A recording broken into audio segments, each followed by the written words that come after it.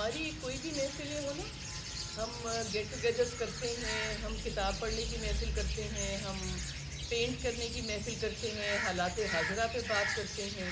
اور بھی بہت سی چیزیں ہم کرتے ہیں کہ جہاں پہ کہتے ہیں مل کے بیٹھ کے کھانا کھا لیں، کچھ ہم خیال لوگ کچھ نہ ہم خیال لوگ.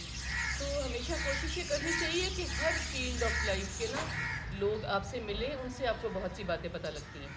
یہاں تک کہ میں کہتی ہوں کہ بہت دفعہ ہماری درس و تدریس کی کلاس ہوتی ہے نا، فرض کریں کہ ہم کوئی اسلام کے حوالے سے کوئی چیز پڑھ رہے ہیں یا کوئی اور ہم کتاب پڑھ رہے ہیں، تو ہم کہتے ہیں کہ صرف مسلمانوں کو اکٹھا کر لیں.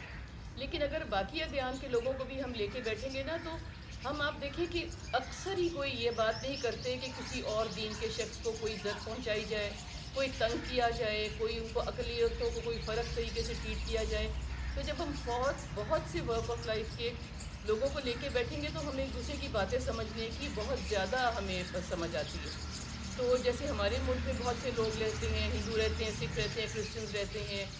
پارسی بھی رہتے ہیں. تو اگر ہم سارے مل کے بیٹھ کے بہت سی باتیں کریں گے تو ہم حیران ہو جائیں گے کہ بہت سی اخلاق کی باتیں،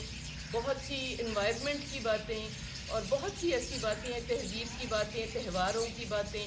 جو ہم سارے مل کے ایک ہی طرح کی بات کرتے ہیں. کوئی ہمیں گیس بجلی کا بحران آ رہا ہے، کوئی بارشوں کی پریشانی آ رہی ہے، کوئی ہماری انفلیشن آ رہی ہے، ہمارے سب کے تیل کا بحران آ رہا ہے، اور بسنت منانے کی بات ہو رہی ہے، یا اور کرسمس ہے، عید ہے.